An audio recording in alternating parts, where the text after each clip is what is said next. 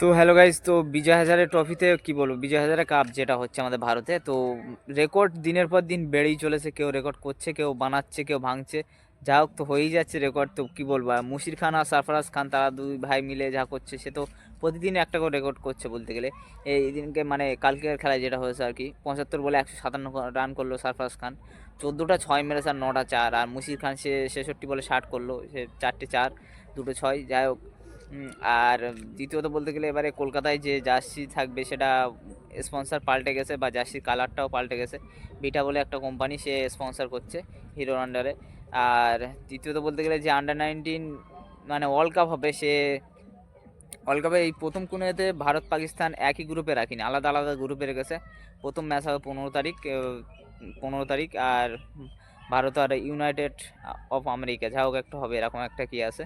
আর দ্বিতীয়ত বলতে গেলে তো এটা সোনি লিভে দেখাবে। তো দেখা হচ্ছে পরে ভিডিও, ততদিন আমার মানে ততক্ষণ আমার চ্যানেলটা সাবস্ক্রাইব করো। দেখা হচ্ছে পরে ভিডিও।